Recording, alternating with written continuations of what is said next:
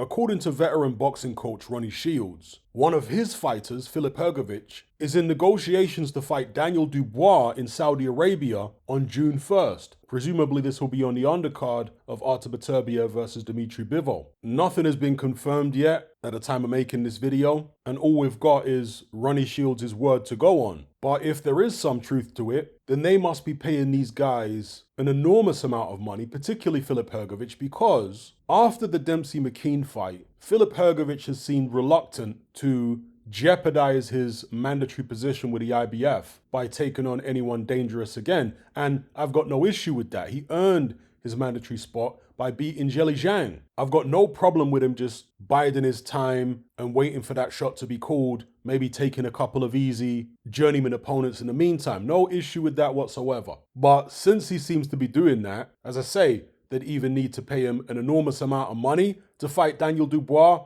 and or make the fight for the vacant IBF heavyweight title. Now currently, Daniel Dubois is ranked number 4 with the IBF, one place below Anthony Joshua. So if anyone was going to get the opportunity to fight Filip Hrgovic for that vacant belt, you would have thought it'd be AJ. And that's what all the talk has been, of AJ potentially fighting Hrgovic for the vacant IBF if that belt gets made available after the first Usyk-Fury fight, assuming they have 2 fights. But if it does turn out to be Hrgovic-Dubois rather than Hrgovic-Joshua, first of all, it will be interesting to see who Joshua fights next. Will it be a straight crack at the winner of Usyk-Fury? And Hrgovic-Dubois is a fascinating and intriguing fight in its own right. If you'd asked me 18 months ago, I would have picked Filip Hrgovic confidently over Daniel Dubois. But right now, I'm not so sure. Hrgovic struggled against Zhilei Zhang, and Zhang's a big puncher as we know. Beat Joe Joyce twice. But Hrgovic's stamina didn't look great in that fight. And he looked underwhelming against Dempsey-McKean as well. His last fight was against Mark Demori, so